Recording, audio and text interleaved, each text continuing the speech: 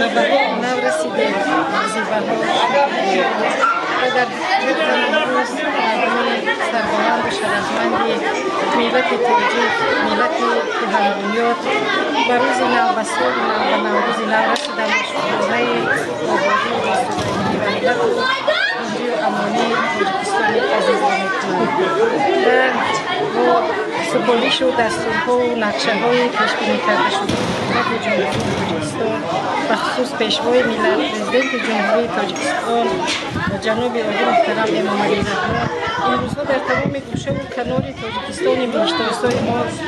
نوروز خجسته با یک شکوه و شهامت خاصه تجربه کرده ایستاده است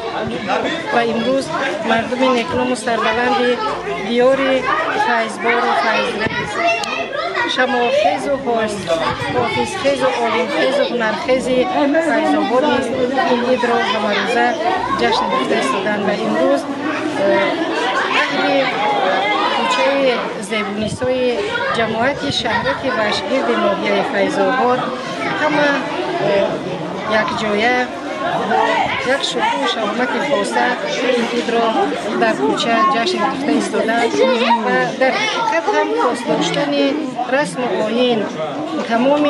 فرهنگ باستانی ملت تاجیک برای هر یک شخص روشنفکر ملت تاجیک هم قرض است و هم فرض است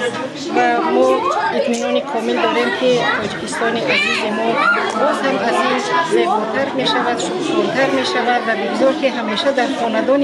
هر نفر ملت تاجیک همیشه روز نوروز باشد، دستورخوان نوروزی باشد و همگان شاد و فروز باشند و بار دیگر از زبان شاعر گفتنیم که این حصه مرز تاجیکستان عزیز این وادی فیض بخش و فیض بنیاد را بر دیده بمالم و ببوسم همه اون هر یک کف خاک فیض‌آباد را